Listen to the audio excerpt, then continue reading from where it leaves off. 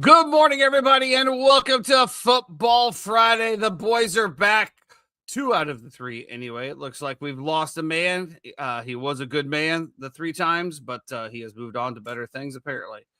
Jeff, how are we doing today as I navigate the insides of the StreamYard studio? I'm doing not great. I'm a little under the weather, but here we are. I'm persevering and pushing through, for the people. Especially Justice over there, who's about to get 2 feet of snow, who, I hope that I don't have to fly up there and fly down and spread your ashes all over Orlando. But Godspeed, man. It's going to be a nasty storm. They're saying, some of the most snow that area has seen in a long time, in a short period of time. So I hope all goes well. Hope everybody keeps power. Stay hunkered down. Hope JJ and Rachel and everybody are very blessed and everything goes well, man.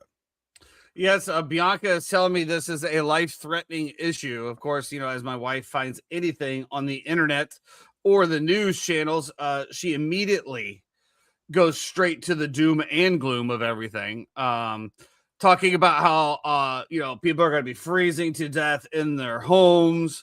The power is going to be going out, that nobody will be able to leave their homes. I don't know. I mean, Justice, maybe you can give us a good recap after it's over. We can see what's going on. What's going on in Texas? Why are we praying for Texas? Damn, Justice, you got 8 inches? Sounds like my man, Caleb. Choo! Got things in common, bro. That's crazy. No dude. wonder. That's crazy, bro. You got to hit a pause on that, bro. Crazy. Whoop, whoop, whoop, whoop. Shout out to all the new TikTok followers and everybody across all the platforms. Really appreciate all the Are we going to figure out how to go live on TikTok? It won't allow me. I don't know. I don't know what's going on with it. Apparently you have to do like a desktop version. I don't know. We're on desktop. No, like the actual TikTok has to be a desktop app. Like it can't be a multi-streaming service. And I can't find the keys. And apparently, like we'll have to go live like numerous times on TikTok in order to get the keys. So that means live on TikTok straight up. No, none of the it's a lot going on, Jeff. It's a lot going on. But if anybody would figure it out, you think that our producer might have by now. No way. 0 yeah, I mean, yeah. I mean, it's crazy having a producer, but yet the lead host is the one having to answer these questions from you, Jeffrey, and being shamed into it. Like I don't know technology like I would have as a 21-year-old man because I'm old now, Jeff. It's amazing. Crazy. It's amazing I can still do anything that we're doing right now. I think I saw here in Florida, because I think the high on Sunday is like 86 here. But then I think it's going to be a nice day. The weather's going to change 60 degrees in 24 hours. I think And the that's high on just, Tuesday is like 60. it's just the most Florida Orlando shit ever that I mean, I'm not gonna like, I don't have a plight here. I'm not like standing on a hill, like complaining about Florida weather, but It seems like you are, though. it does drastically change temperatures in like a 24-hour span. It's so weird, especially during the winter. You know, we go from 85 to 25. It's wild. What's It up, is Tyson? wild. What's up, Tyson? How are you doing today, bud? Like that picture, those This Huskies. seems interesting. Americans are worried about the wrong ice. I like that one. Absolutely. This comment wins the day. Top comments across the gram, and I quote, Americans are worried about the wrong ice. They had an ice sighting right next to our house. Over in Lakeside Village over there. So sorry for your loss. Right where Justice used to live, actually. Right across the street, where that Sweetwater and stuff is, right there. Did they know that Justice moved? I mean, he's in Massachusetts now. It's a sanctuary city. He's good.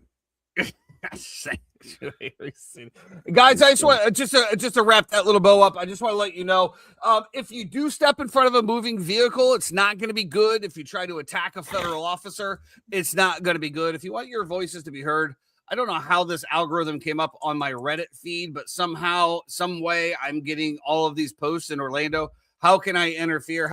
Guys, I don't care what your position is on the thing. Just stand from a distance, make your voice heard. There's no point in trying to jump into the roadways or try to tackle a federal officer. It's just not going to end up well. And no matter what your politicians are telling you on each side, you're the only one that's going to pay the price, not them. They're going to be in their cushy offices making their $250,000 or whatever it is, free healthcare, the whole 9 yards, while you're going to be the one in jail, potentially losing your job. It's just not good. Unless you're in a sanctuary city, then you'll probably have a GoFundMe with $150 million in your GoFundMe account and all of that. It is what it is. How about you ready to talk some football, Jeffrey? Or do you want to talk a little more about current events? Love everybody, man. Listen, make your voice heard. Say whatever you feel you need to. God bless. The World Economic Forum was this week. I don't know if you saw that. I have been abreast of the situation. Yeah. Our president said a lot of dumb shit, but he did obviously, as someone it's tough who trades in the stock market. I do believe it was either Tuesday or Wednesday when he spoke. So I had the speech up and watching the stock. It was a tough listen, bro. Tough listen, man. And I had somebody asked me about this with him, and it was like, I go, yeah. I mean, some of the stuff he says is idiotic. It's just unpresidential. But unfortunately, these are my choices.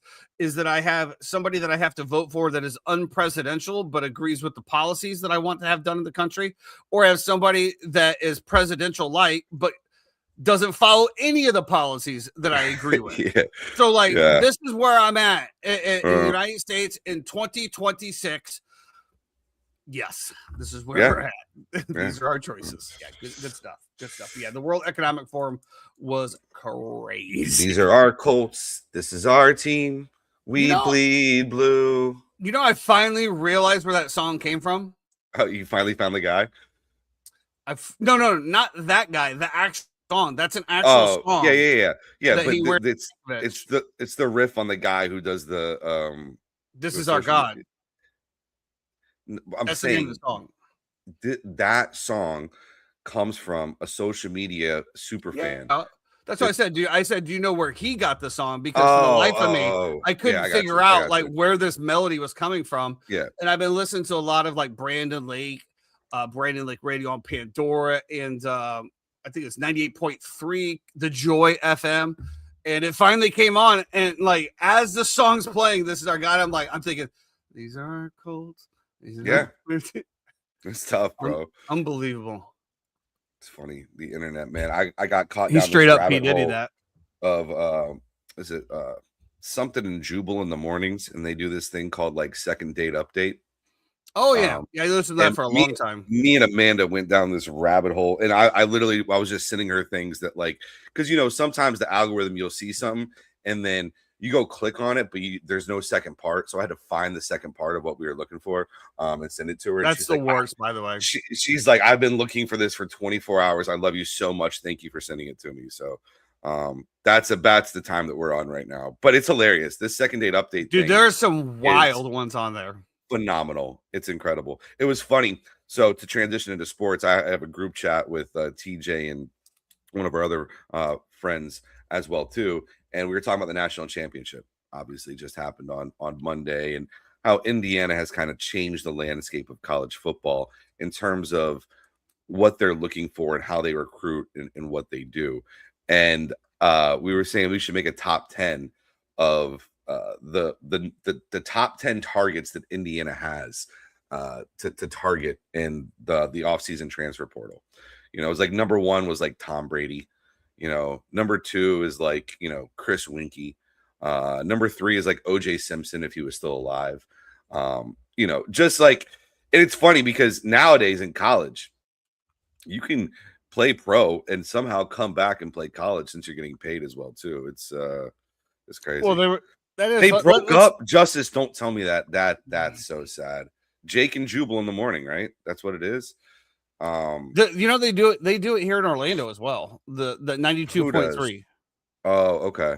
The country station does it here as well. I think it's how sarcastic he is about shit, and like just the little snippets and comments that he throws in. And she's so sweet. So it's like this Brooke and Jewel, that's what it is.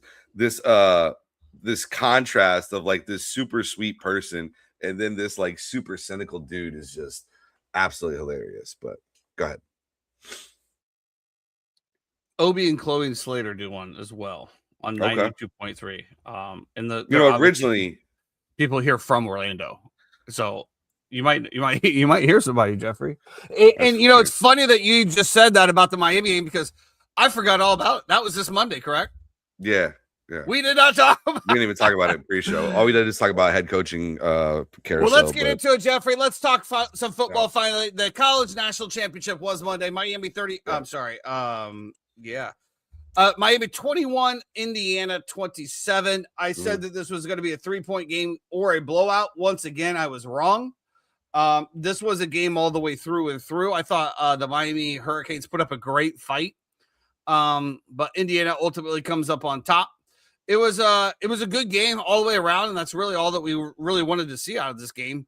Kirk Cignetti and the Indiana Hoosiers complete the Cinderella story. Fernando Mendoza becomes whatever, 10 inside 10, whatever it is, of the quarterbacks to actually win a Heisman and the national championship at the same time. He is obviously declaring for the draft, which we can kind of talk about that in a second.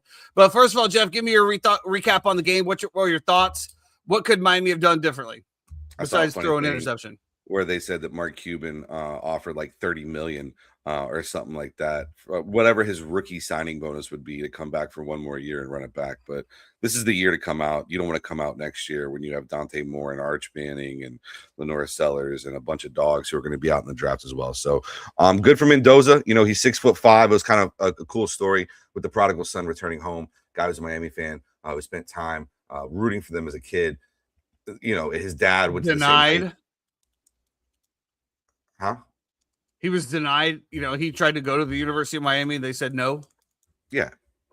Well, he played for Cal last year. Anyway, what I was saying is that it was a Miami fan returning home, getting to play a national championship in Miami. His dad obviously went to the same high school as Mario Cristobal, graduated 1 year before him. So I'm sure they knew each other somehow in some manner. Just all the storylines were great. I thought Miami, they played their ass off, man. I thought their DBs were really good. Especially in the first half, they kind of mitigated stuff. Indiana ran really hard, right through the middle, and that's tough when you have two such good edges in Messidor and Bain, who are both going to be pros, who are able to bear down on the quarterback. You saw Mendoza had like no time whatsoever. They were so good off the edge, but sometimes when you're getting upfield like that, that does leave those gaps up the middle. Indiana was able to, in my opinion, take advantage of that aspect, and then. You know, I thought Miami, you know, you're talking about a blocked punt for a touchdown and a missed field goal. You know, it's a 10-point swing right there. It's really tough to overcome and beat a team like Indiana, the first team in college football history, I believe, to go 16-0. So, Yeah, I mean, it's It was definitely the I thought it Cinderella was a great story. game. Thought it was a great game, Yeah, and and if you're a fan of anybody in the state of Florida, it was the perfect outcome, right? It was the perfect outcome because you know that at the end of the day, we don't want Miami to win a national championship whatsoever. That did not happen, but it was still an entertaining, great game. You were able to save face and be cool with all your Miami friends the entire night and root them on and say better luck next time. And now Miami has botched this transfer portal thing at quarterback so bad they have to go to Duke and try to buy out Mensa's contract for $10 million. And now Duke is suing Mensa for entering the portal. It's a mess. It's can right we back agree that the right state of back to college where Miami football football should be. Huh? is an absolute shambles? Can we agree that the state of college football is an absolute shambles? It's terrible. It's Yeah. terrible. Yeah, it was definitely a Cinderella story. Yeah, so obviously, yes. I mean, although I see what you're saying, Chad, as far as him going out and going to a shit team. I guess the only solace is that you have Brady. I don't know if that's even a solace or not. The Raiders still have not finalized the head coach. I agree with you. I agree with not necessarily coming out and going to it, which is why a lot of people have said that the kid from Oregon, what's his name, Dante Moore, is not going in the draft because he does not want to go to the Jets, and that's where he would be going. So there is something to be said with that. I mean, we've seen it throughout, and I've said it numerous times. We expect kids to come out, be the number one pick, top 5 pick, and be able to change the franchise when they still have a lot of development to do, and coaching matters. I 100% agree. You're going to see the same thing in the New York Jets with Aaron Glenn. They can't even get people to come in and interview for a DC job because they know he's probably a lame duck coach anyway. And why would you go to a shit team and a shit organization to have a shit year and then potentially limit what your possibilities are moving forward? So yeah, right. the argument is definitely there. Excuse me. We shall see. I mean, that's all you can do. Listen, I'll say this. I think Mendoza's a great example of a guy who, though, has played a lot of college football. He's had a lot of starts under his belt. You see a lot of times these guys come out early, right? Like if Dante Moore was to come out early, he's got like, I think, barely more starts than when Anthony Richardson came out. You know what I mean? So it is about reps. It's about live action as well too. Who better to have than Tom Brady in your corner?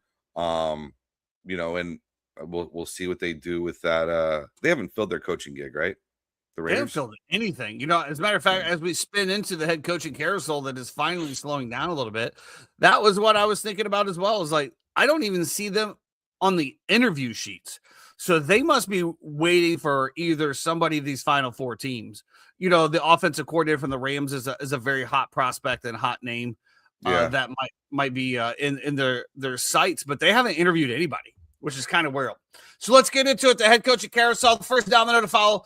Obviously, we saw Jim Harbaugh went to the Giants. That is done, ink on paper, even after Sean McDermott fired for the Bills. Robert Saleh. Real quick. Did you see who they interviewed yesterday for their OC position? Who? For the New York Giants. No. Willie Taggart. Oh. I said, there ain't no way in hell, bro. Y'all are about to learn lethal simplicity, buddy. No shot, bro. No shot. Why would Harbaugh? It's got to be a Rooney Rule interview, right? I don't think they have Rooney rules for coordinators, and I think they do. I think Monken is getting some head coaching looks as well too, and Taggart's been the running back coach there for the past, I think, 3 years or 4 years, something like that. So yeah, I don't know. I would think that there's probably something where they have to be.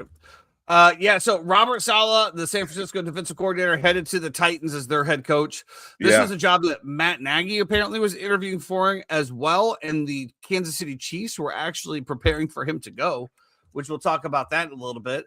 I mean, obviously, we thought Robert Saleh was a good coach. He's just in the Jets in a shit organization and, didn't really have the support or whatever. I mean, the defense, at least when he left, you could see the impact that he had on the defense. That defense went from a top 10 defense to an absolute joke of a defense after he left. So you can see the impact he had in there. Jeff, how do you like this hire for not only the Tennessee Titans, but for Cam Ward as well? I mean, I'm going to pause on it just to see who they fill around him, and have with him to be able to get Cam Ward to that next level. I thought Cam came on okay a little bit at the end, honestly. He wasn't great to start. The game moves really fast, especially when you're just thrown into it like that. So, but I like Salah. I've always liked Salah. Now, that being said, what we've seen from his defense hasn't been great. But they do have the pieces in Tennessee as well, too. They do have picks. They do have Simmons. They do have some dogs. So, well, if you're referring to the San Francisco 49er defense, that defense was pretty much just I get it. I get it. Taken out by an electrical plant. I get it. Did you see that they're actually going to investigate this now? That the San Francisco 49ers came out and said we're going to investigate this? I think it's a organizational failure that it hasn't been investigated already. With the injury history that you have had over the past, since that stadium was built, over the past however many years, and the fact that you haven't gone in and you've just said, oh, it's just fluky shit. The fact that you haven't done a full-blown investigation to find out if there's any truth to this whatsoever, I think is I think it's a failure by the organization. Looks like he is interviewing Cliff Kingsbury, Arthur Smith, Brian Dable, Adam Stanovich, and Bobby Slowick for the the offensive coordinator positions. I would love any of those for Cam Ward. What do you like about Arthur Smith, though? I just don't get it. Without Arthur Smith, I'm sorry, I didn't hear that name being thrown in there. Okay, thank you. I was going to say, I'm like, wait a minute, dude. No. Like, I just don't get how this guy keeps getting looks. I mean, he had so many weapons in Atlanta, didn't run the ball with Bijan Robinson, goes out to Pittsburgh. Yeah, I don't know. Justin Fields looked better under him than Aaron Rodgers. I don't know. I don't know how this guy keeps getting looks.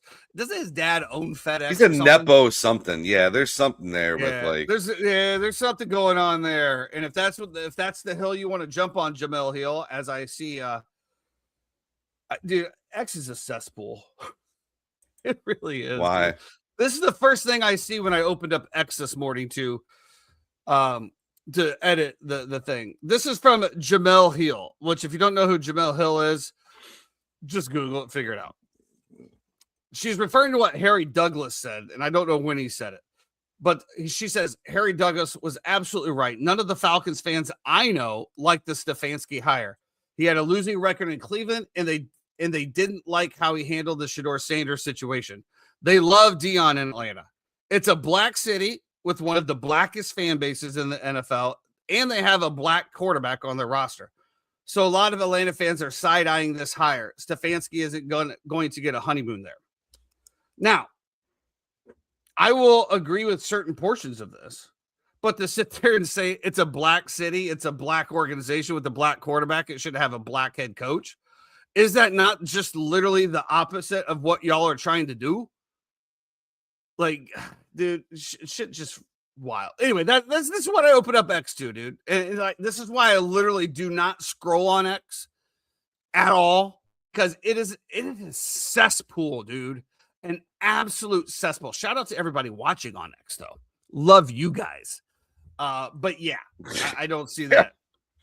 Yeah, exactly, Chad. I mean, just say that you want to. I mean, she pretty much said it. Just say it was a black coach or bust. To me, as a white man, I just want whoever's going to bring me a chip. I could care if he's black, white, orange, just like I could care less what Caleb does behind closed doors. That's your privilege talking right now. But yeah, it is. I know. Well, I will say the fact that I'm white and want to win an NFL championship is just. I will say this. Almost Swiss of air. I like the Salah. I agree with you, Chad. We'll get into Minter in a second. When it comes to Stefanski, I think for Atlanta, it's a great hire. I think hypothetically, you're going to give Stefanski weapons. I have good not coach. I've the Cleveland not been Browns. I will not hold that against any coach ever. Is he bringing Jim Schwartz with him? No clue yet. Because I think that's a huge defensive coordinator. Jim Schwartz was getting some calls. He's been unbelievable. Now he's had unbelievable players on his team as well too, and Myles Garrett. And I think they're still probably going to go either O-line or D-line in this draft as well. It looks to me like he's getting looks at the Cleveland Browns head coaching job. Okay, but That They're would be obviously trying. very Cleveland of them. Yeah, To they're do. trying to keep him at minimum as the DC, but I don't think that's going to happen.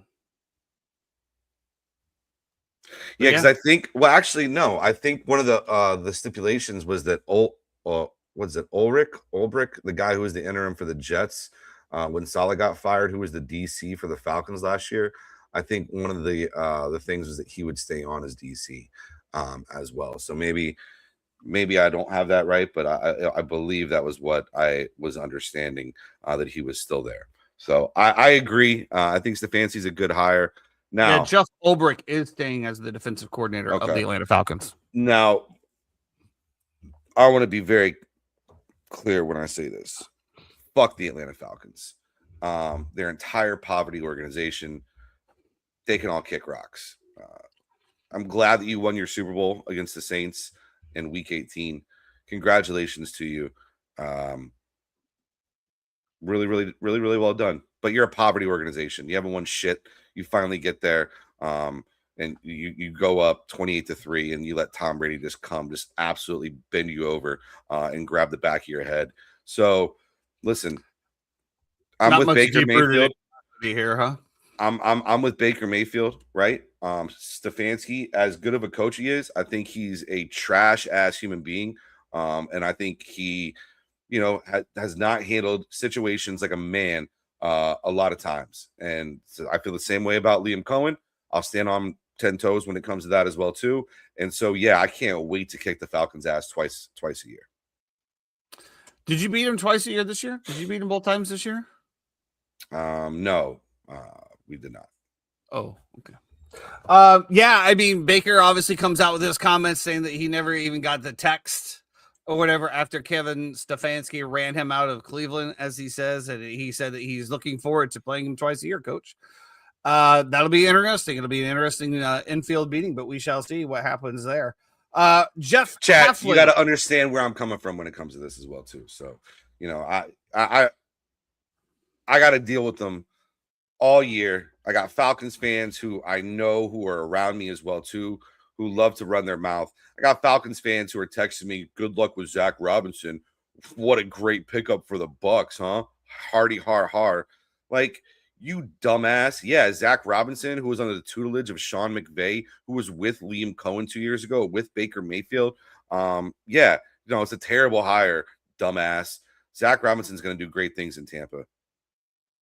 As you can see, Jeffrey has a little bit of animosity towards his other teams in the NFC South. I don't have a lot of animosity toward the Panthers. I'm going to be honest with you. There's been no reason to hate them. So Jeff Heffley, the Green Bay defensive coordinator, is headed to the head coach of the Miami Dolphins. Jeff, I didn't see this at all. Did you? I mean, I've never heard about this guy. The rumblings on this, Chad. Now I'll go do a deep dive on Jeff Heffley in a minute. Just to follow up on this, Chad. If you're the one getting traded and sent off to Carolina from the organization that drafted you number 1 overall, do you think it's on you to text your head coach and say thank you? Or do you think it's on your head coach, who you had a terrible relationship, to maybe reach out? I think it's on the general manager. Absolutely. The general manager should do. Well, I think the coach should reach out as well too. Hey, Bake, listen, I'm sorry it didn't work out, man. Good luck to you in the future. Appreciate everything you did for us. Thank you for taking us to the playoffs and kind of turning the franchise around. I would agree with you, but we also don't know what happened during those years. I mean, during those years, Baker will also tell you that he's not the player and the human that he is now. Do you think Baker had a filter when he was talking to Kevin Stefanski about anything that was happening? I should have asked Juice. Jarvis Landry was at my table last week. Should have just asked him about it. But whatever. I'm just saying, we see it from the Baker Mayfield Street. And of course, he probably felt slighted, but let's be honest.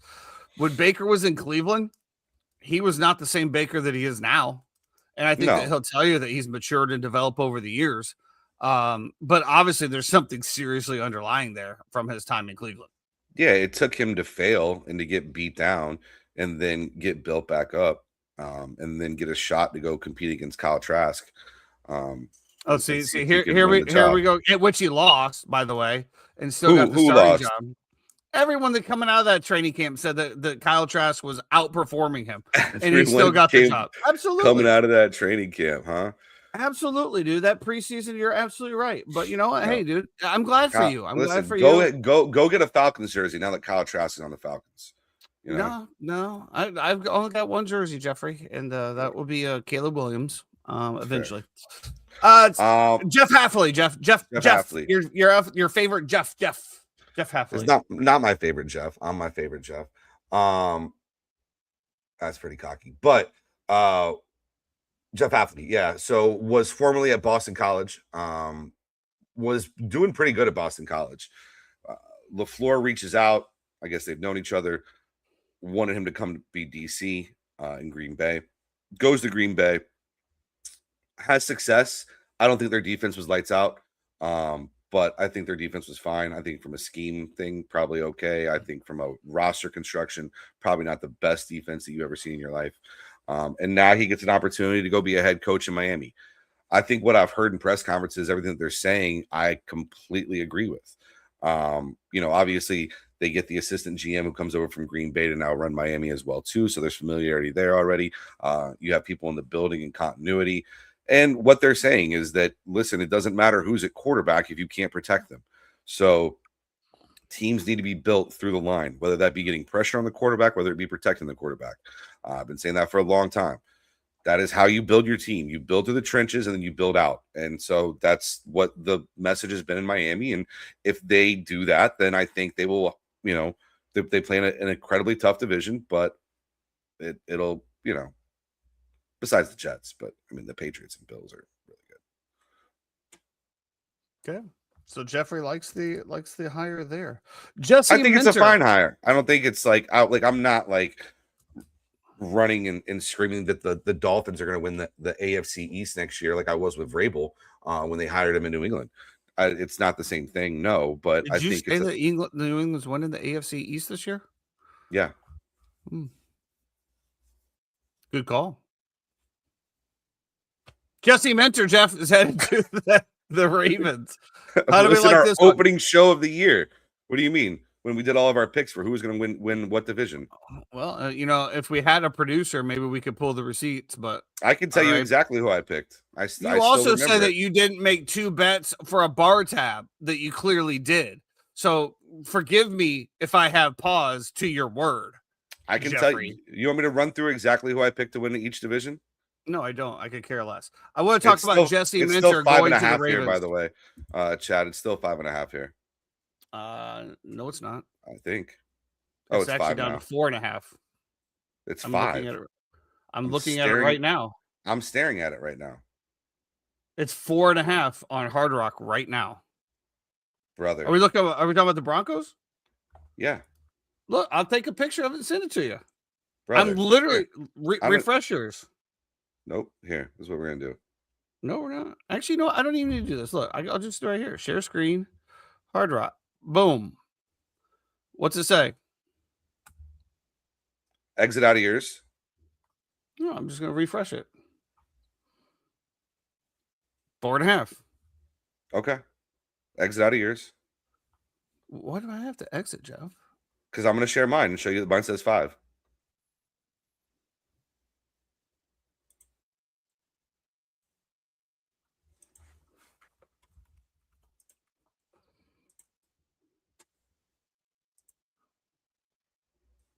Now refresh it. And you haven't even logged in yet.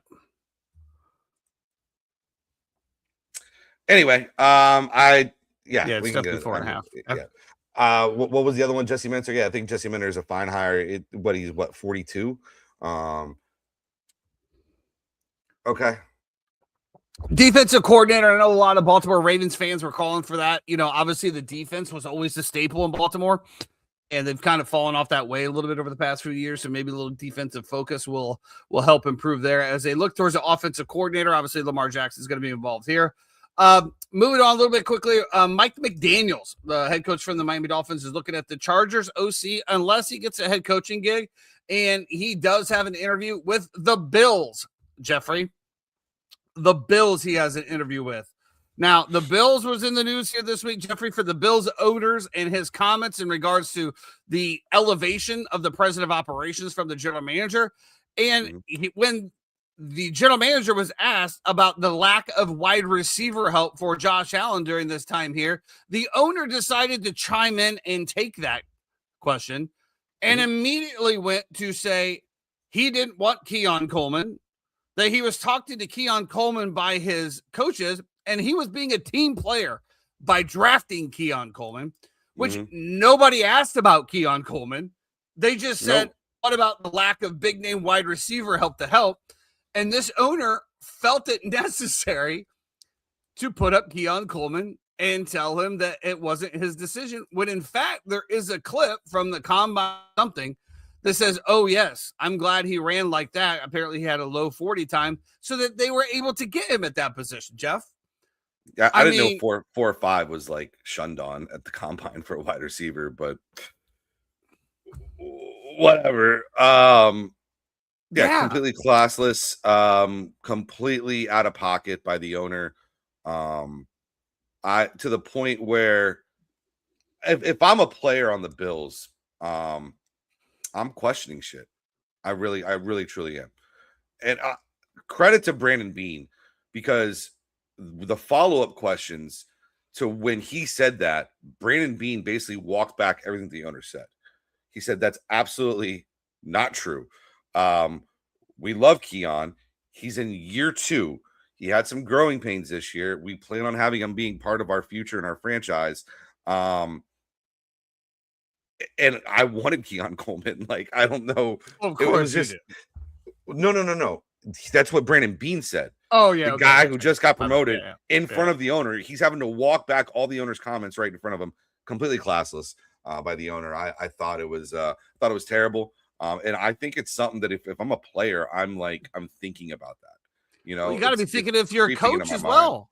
Yeah. If you're a coach as well, because obviously the general manager has the ear of the owner or whatever you want to talk about. They're the ones sitting up there in the games together. So like if I'm a head coach and I'm walking into this situation, obviously Josh Allen propels anything over the top, but holy moly, dude. I mean, what for are we doing? And I even said to you, I said, maybe I was too hard on McDermott. Maybe I was, because maybe it is just a terribly run organization from the top. And that I didn't realize that ownership was so inept. Maybe it's not McDermott. That maybe I've been viewing this through the wrong prism the entire time, and I've always thought it was McDermott. Maybe it's just shitty ownership. That's the reason. But you never know what's going on behind closed doors. That's for sure. And just to continue the clown show that is the Bills, breaking news this morning: Philip Rivers is interviewing for the Bills head coaching job. Jeff, Philip Rivers. Yeah. Would that be the quickest turnaround from starting quarterback to head coach in the history of the NFL? I do believe so. Jeff Saturday is the only other person that was ever hired to be a head coach with zero head coaching experience. Obviously, that was an interim situation. And he had a relationship with Jim Irsay. Yeah. But what are we doing? I mean, don't get me wrong. Philip Rivers probably had a brilliant offensive mind. I mean, he's obviously coaching high school football. So, I mean, obviously that translates immediately. He knows what he's doing. He's been around the league forever. He's probably seen forever. Be a good offensive mind, possibly.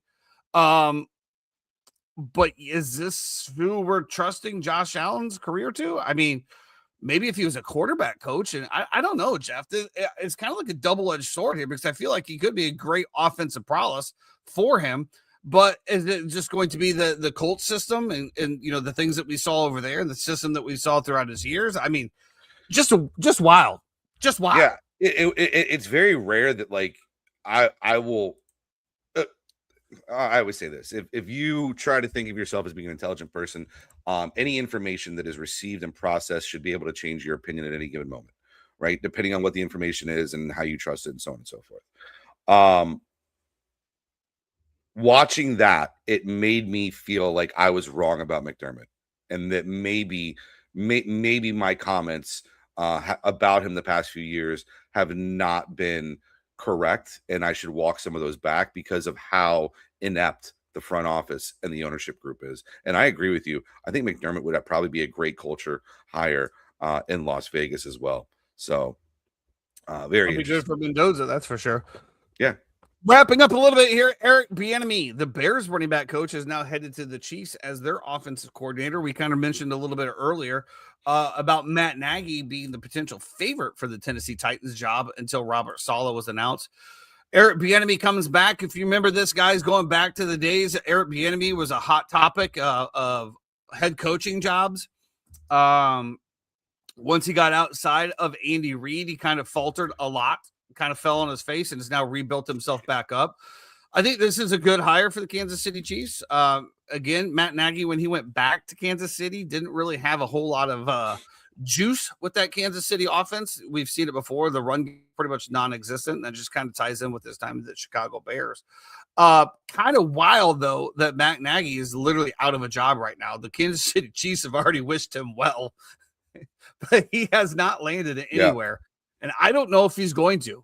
Well, it's I think it's great. You're getting a guy who, obviously coming as a running backs coach, and the number one thing that you struggled in last year was running the football. You couldn't do it whatsoever. So maybe this gives him a little bit more of a sense of mind and urgency when it comes to being able to run the football, to be able to set things up. Obviously, we know Mahomes is going to miss some time to start the year, but when he comes back, there's familiarity there with Eric Bieniemy, and they already have a rapport. They already have a relationship. Obviously, Andy Reid is the driver of that car. But I agree. I think it's a really good hire by them as well too. And you know what? I agree with you here, Chad. I do.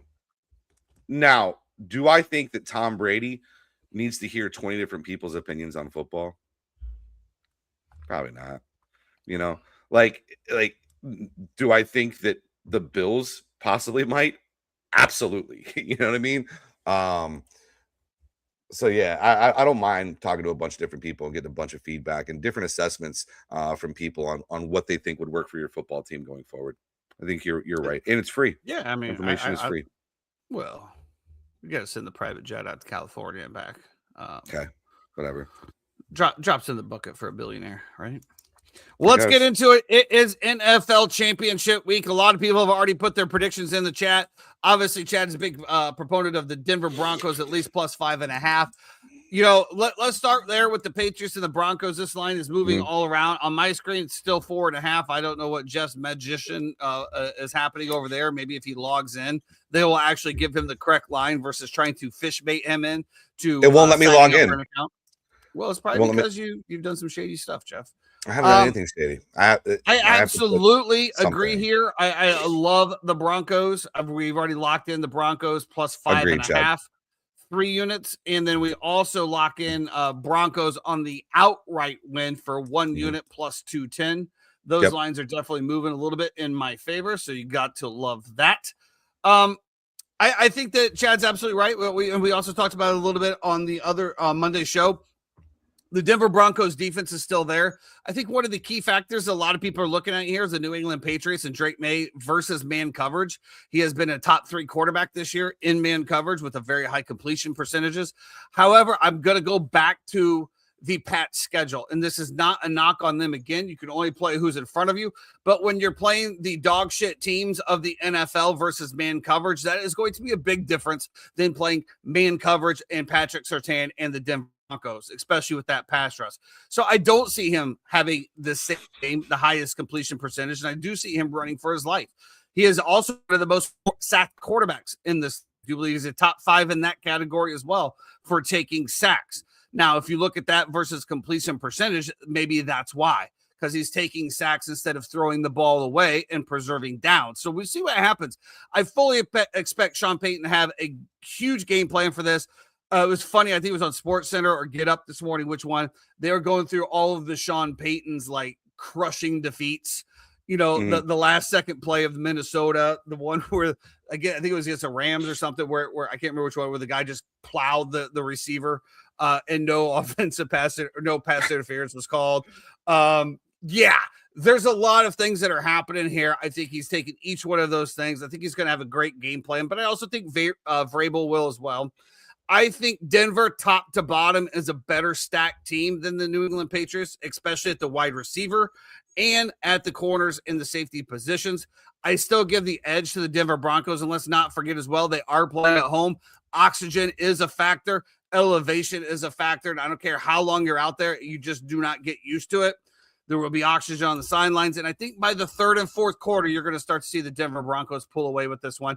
I like the Broncos to win outright. If you can get the 5.5, I would still go for that way. I think it's going to be one of those games that stays close. I think you're going to be doing well with the points, regardless.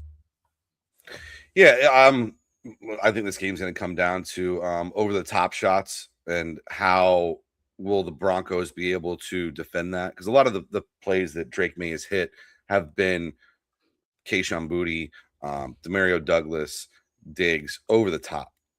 And so I'll be very interested to see if he has the time to be able to do that. I agree. I think Sean Payton will come up with a great game plan here. I would give the edge. You said secondary. I think Christian Gonzalez and Carlton Davis are a pretty good one too. I'm not sure. I think Carlton got hurt in the last game, so I'm not sure if he's playing this week or not. 3-time, if you could look that up for me. Oh, wait a minute. He's not here. I think it's going to be a great game. Good thing you got your boy here. Yeah, I think it's going to be a great game. I do think that Drake May has fallen off a little bit the past few weeks. What was the stat last week? He is in the red shirt concussion protocol, so he has made the first step. So it'll be pretty close. It'll be game time probably. Actually, it should be today. So it'll be interesting to see if Carlson plays. Obviously, Super Bowl champion with the Tampa Bay Buccaneers and has bounced around a little bit to different teams.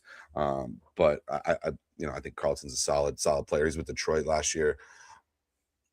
It's going to be a great game. I just think we're kind of undervaluing Jarrett Stidham a little bit, especially being in Sean Payton's offense for the past few years. I think the narratives are hilarious as well, too.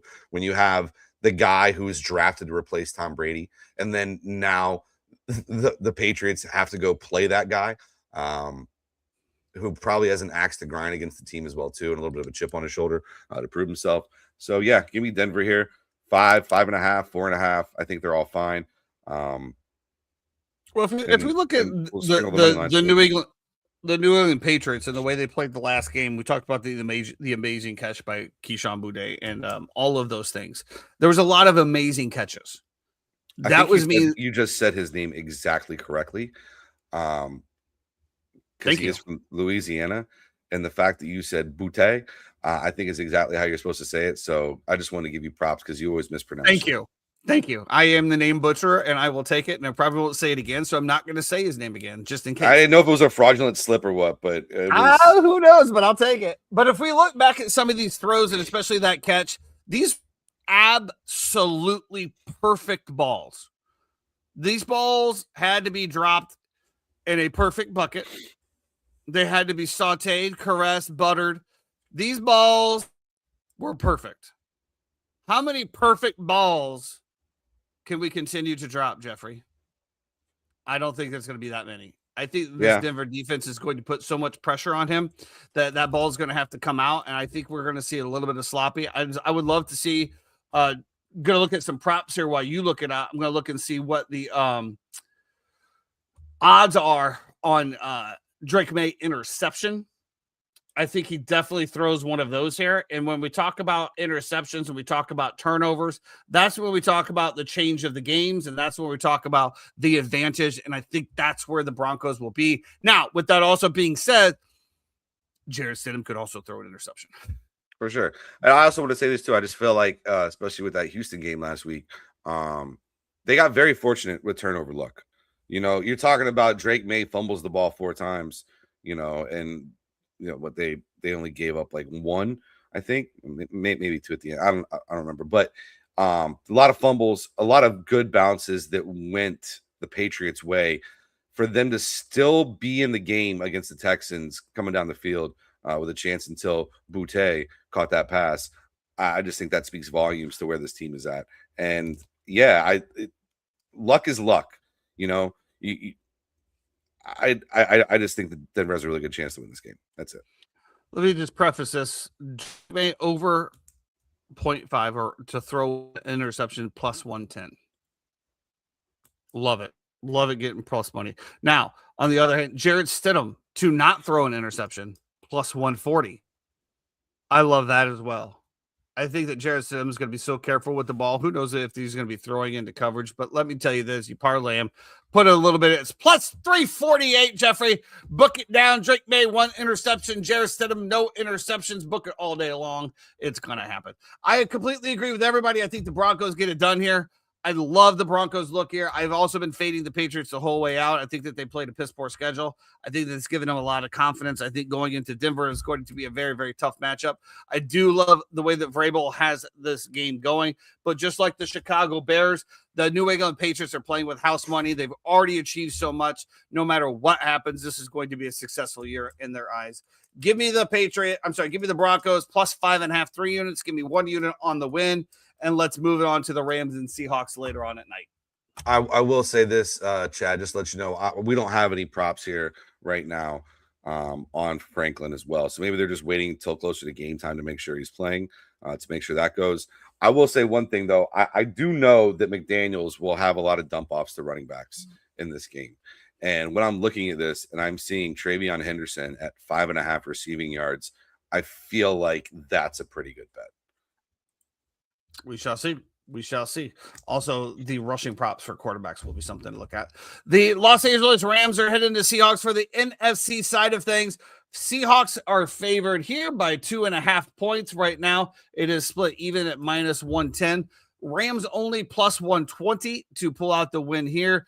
I did go ahead and take the Rams plus 3 on this one for 3 units. And then also just a sprinkle on the money line as I just completely maxed out the account because let's be honest, if I lose everything here, then I'll probably be very upset at Super Bowl and I'll probably just take a break anyway. So let's get it all on the dogs. I actually love the Rams here, especially after the beatdown that they took against the Seattle Seahawks last time. That is not going to happen again. Sean McVay and Matt Stafford will rebound from the Chicago game. I have not seen, and Jeff, 3-time, maybe you could look this up. What the weather is going to be like in Seattle this weekend. Weather this weekend in Seattle. Let me get right on that for you. I'm already on it, Jeff. I am my own 3 times. At my fingertips. 44 degrees, according to dry and chilly. Should be absolutely fine. Ronaldo. Messy. And that is the compass of this show right there. Hit it right on the head. No snow, no huge winds, 43-44. Give me Matt Stafford. Devontae Adams is back. Puka Nacua is back. The weather, I played a huge factor in Chicago on Sunday. You cannot tell me anything otherwise. The Chicago Bears absolutely shut down the Rams in that passing game, gave up a few runs. I think that Sean McVay, knowing whatever he knows as far as the last games, and it would also not even surprise me if Sean McVay threw out some bullshit plan against the Seahawks last time just for this matchup again. That's how these guys think. That's how they go about their daily routine. And I think, we saw a little bit of that with Ben Johnson earlier this season as well. They're just not showing things. And then all of a sudden, here comes some stuff. Give me the Rams in here outright, Jeffrey, and I'll take the Rams plus 3 as a lifeline. When's the last time Seattle played a close game? That's a great question. Let me find out for you, Jeffrey, while you continue your discussion. Because I'm just trying to remember. Yeah, I mean, I really like LA here. But I'm trying to think about the last close game that Seattle played. Versus the Rams. Yeah. 38-37. That was the Thursday night that they had. That was Thursday night. They also had a close one right before that with the Colts, 18-16. But that was in November or December? That was in December. Okay. Both those games were in December. Okay. Beginning of December, right? It's been like a month and a half, right? 14th and 18th. Okay. So about a month since they played a close game. Yeah, and since then, they literally played the Panthers in between. They did beat the Panthers in Carolina 27-10, and then they played the 49ers back-to-back. Right, and they mollywopped them both times. Not the first time, 13-3 the first time, 41-6 the second.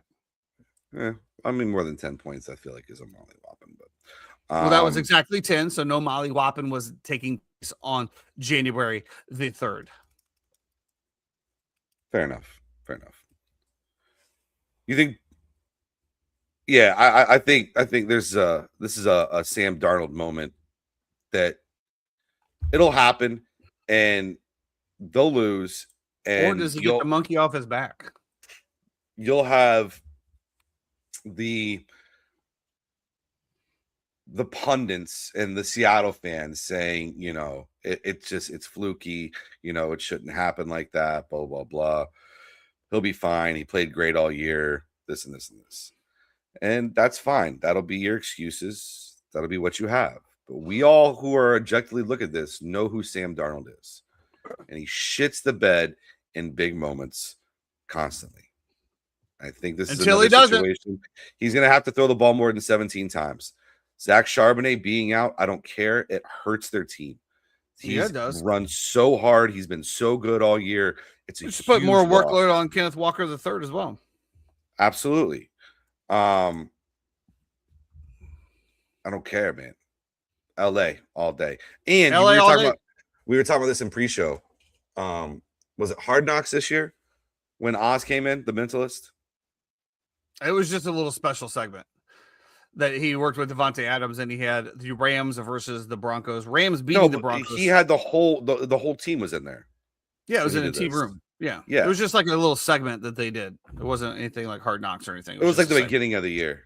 And I believe we said that he had Rams Broncos in the Super Bowl, right? And what was the score of the Super Bowl?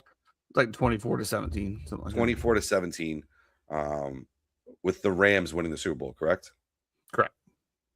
And with that being said, Rams to Broncos in the Super Bowl right now, exact matchup is plus 800. Or if you just like the Broncos to play the Rams, you can bet it the other way. Broncos to beat Rams plus 3,000. So Rams to beat the Broncos plus 800 is plus 800. Yep. Interesting. Some interesting totals there. Yeah, I mean, I agree. I think that I will say this, and I just said it before. You know, we dog on Sam Darnold, and we have dogged on Sam Darnold for quite a while. There's got to be one time when he doesn't shrink. Will it be this time or will it not? Who knows? Yeah, my money is on him shrinking. It's been crazy because Rashid Shaheed has been an absolute game changer. When they made that trade with New Orleans, I really liked it. He didn't get involved as much early. He's been involved a lot more lately. But you know, they have, you know, some weapons between, you know, Cooper Kupp, JSN, and Shaheed to stretch the field. And yeah, you're right. Special teams is a huge thing. The Rams are terrible on special teams. That's why I thought Chicago had a really good chance to win that game. I also thought when they came down, you're in a cold weather stadium. You got this guy hitting a kick. I was like, he's going to miss the kick. He's going to miss the kick. Chicago's going to get the ball back. We might go to double overtime, which would be absurd. But that was my thought process the entire time because I know how bad their special teams have been. So. Yep, I agree with you, Chad. I got all of my account writing on those two games as well. Bonus bets for days. Bonus bets for days. Come on, Hard Rock. Bonus bets for days. A few other things just to cap us off here before we get on. FBI, Jeff, is looking into Jim Irsay's death. I don't know if you saw this or not. I don't know what that means, though. I'm not sure they're how investigating to speculate on it. They're investigating the doctor who apparently was giving him oxys and ketamine. That's good fun stuff, by the way. Really good stuff. And the last thing, as we leave, it wouldn't be a show without mentioning Hollywood. Reports coming out of LA and the LA Lakers organization. The Bus family in complete disarray. LeBron apparently at the focus, but apparently not. Apparently, Jeannie Buss was going to trade LeBron to the Clippers, but apparently not. Apparently, she didn't like working with LeBron, but apparently not. Jeff, can you give us any clarity about what am I supposed to say? There's a story that came out. Jeannie Buss refuted the entire story, said it's not true, and it sucks that people are trying to make money off of LeBron's name being associated with her family drama that's going on. So I don't know. So I don't know who wrote the article? I didn't read the article. The article of not of the Confederation. Jeannie Buss and LeBron James. Who wrote this article? I think it was in All the right. Times. It was written by Baxter Holmes of ESPN. The The worldwide leader in report sports. detailed Probably. Buss's frustrations regarding the team control and the influence of clutch sports. Now, She's not wrong about that. well, this is what I'm saying. So there's got to be. I mean, okay, I doubt a reporter, especially from ESPN, would put their entire reputation on the line to put out a tabloid style article. Can we agree on that? I don't know, man. Jamel Hill worked there for a long time, so it's tough to say. Well, that is a good point. I'm going to say that. Now, I will say maybe there's some embellishment, or maybe there was some rumors that might have got inserted into said article. But I would have to think that at some point there is an underlying truth basis somewhere, and the rest is everything. Obviously, LeBron was interviewed on it. He said he doesn't care. He doesn't listen to the Twitter world. He actually said, Jeff, he's up and watches golf. Yeah, he's becoming obsessed, which I don't blame him. You know, as I got older, Jeff, golf just seemed so boring to watch to me on TV anymore. But if you had never played golf, yeah, you've always seen it from afar. Yeah, exactly. Because we played when we were, Well, it's not like I want to walk up and watch cricket. I've never played cricket. Well, what I'm saying is that it's new to him, right? So it's like it's a new infatuation for somebody who is obviously an obsessive personality. Otherwise, he wouldn't be where he is. And so once you find something that you like and you're obsessive about it, yeah, you're going to wake up, you're going to watch golf, you're going to watch YouTube, you're going to think about your swing, you're going to try to get better, you're going to try to, it's everything. Would LeBron's golf swing interfere with his basketball shot? I don't know. It's not very good, so I don't think it's interfering with anything right now. Does he have a Charles Barkley swing? I haven't seen. No. It's athletic, but it's not great. Look it up. LeBron James golf swing. Justice, when's it supposed to get really bad? Sunday or Saturday? Chad, appreciate you always being here too, man. Good luck this weekend. Hope we hit.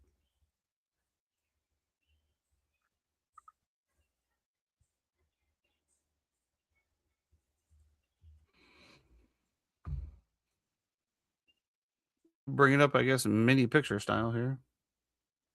He's a big dude. I can't imagine how big that club has to be. That's not that bad. I mean, I know he's a beginner, but MJ swings better. I mean, I've seen some swings recently. It's a lot better than what I saw last couple years ago. I mean, dude, he's a big dude. Jeez. He needs to learn how to rotate, keep the arms more out. Man, he's bit, not sort of pull the arms in. He's so tight. Looks like he sets up a little. And I would maybe add a little knee flex, or he could just talk to his son Bronny. He's got a really good swing. Yeah, Bronny's got a great swing. Yeah, he's got a really good swing. From just a little bit of feeling like he was a little wide. Oh, look who it is! I would tell him just a little bit longer, kind of in his right arm. Try to get the club like a little bit more out away from him, as opposed to right in close, because I think he'll hit it a lot farther. Yeah, I mean, yeah. Jeremy's looking very, very James Dean. I feel like he should have like a cigarette pack on again. rolled up in your sleeve right there. I like that. Yeah, yeah, little grease lightning. I always laughed. I remember there's a line in I think Ocean's 12 where Catherine Zeta-Jones is interviewing Brad Pitt. I was his therapist or whatever. She's like, "Do you ever have suicidal thoughts?" And he's like, "Only when I wake up in the morning." Okay. Well, just hopefully your power does not out during the games on Sunday. That would be an American travesty. Yeah, man. Well, I hope. I just hope everybody's in your home either. Obviously we got family up there as well too, right around. So just hoping everybody's okay. It is crazy that we're getting up there. They have like fireplaces still, right? Like real fireplaces. They have fireplaces here as well. Yes. Yeah, that never get used. I'm just saying they have functional fireplaces. And I had a fireplace when I lived homes. I think my mom and dad might still have a fireplace at their house. Well, it does get cold in northern Florida. It does get cold. My mom and dad live 10 minutes from us. Oh, I thought you said back when you were growing up. So I was a did. future I child. had one in Tallahassee for sure, but I think they have one here at their house now. I had a fire pit, but my wife would never go outside and enjoy the nice fire with me on a cold night, so I gave it to my dad, who now enjoys it a lot. It'd be nice. Go out there, little hot chocolate and Southern Comfort, you know? Oh, it was nice. Go out there, a little bourbon, just hang out, crackling fire, crackle. It was great. Making Fucking great. s'mores with the kids. Messy as shit. Yeah, I was gonna say s'mores. Then it gets into the rocks, and you can't trust. Yeah, Making sure the babies don't run around there and burn themselves forever. yeah. What's a little higher from the babies to get into? I think you'd be all right unless they jump in. But I don't think you understand how big my child is. Well, when you say baby, Jeff, no. Well, he's 2.5. 2.5. I'm picturing baby, not Maybe necessarily 3. like 3 in July. The Hangover baby. But I'm No. Carlos? Yep. Wow, all of the odds just went off the book for postseason specials. As I was looking at most passing yards the postseason, it still has Caleb Williams in there. Is he leading the postseason in yards right now or something? Probably. Wow. All right. Jeremy, any errors, omissions, anything that you want to correct us on today? You want to defend yourself? Can we bring you on? Go ahead. Good to see you this morning. Good morning. Good morning. Hit snooze. Thought I was only there for a couple minutes, and I rolled over, and I'm like, wow, it's 1 o'clock. I was tired. Hey, Sorry. man. It's okay. It's okay. Are you We get off it. today? I am. I am Jeff's too. off today too. Playing some golf. No, I got stuff to do. Oh, I know you're feeling a little under the weather today. So Yeah, and I'm not great. I'm probably gonna sit back, relax. I think I'm just gonna watch some TV at home and just kick it all day today. I started watching this show. It's called like Knives something on Apple TV. It's about these restaurants trying to get Michelin stars. It is for somebody who works at a restaurant that is trying to get a Michelin star and has been Michelin recommended for 4 years. It is a like PTSD thing where it's like you see people going through what you're going through every single night and you relate to it, and so you gravitate toward it. But it's pretty stressful. I think a Michelin star is a scam. Brother, you think a Michelin star is a scam? Wait till you learn Forbes, homie. You know where Forbes the term what? Michelin star came from?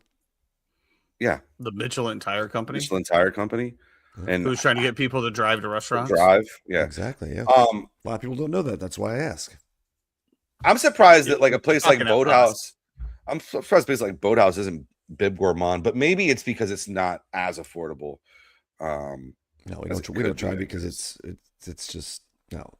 There's too many hoops and too many. Because things there is to go. affordability at Boathouse that you can have. All I'll say about It that, as far is as like good even quality Michelin food. recommendation or Michelin recommended or Michelin stars, they're not busy restaurants. They're We're just busy. not. But it's this weird I've seen it. dichotomy. where I've seen you stroll around the floor. that's me. That's his saunter. That's I'm the the greatest Schneider server of all saunter. time, bro. You can't compare people to Jordan. It's not fair. Or to LeBron. You know what I mean? Like, Oh no, you said Jordan first. You said Jordan first. Clip it. StreamYard, clip it. Clip it. You said Jordan first. Wow. After we just talked about LeBron too. Wow. Fraudulent slip. Yeah. Well, it's just, sometimes it's like when you're drunk or whatever, Jeff, the truth comes out when you just start talking normally and you don't really have to think about it. The truth comes out. I'm definitely not drunk.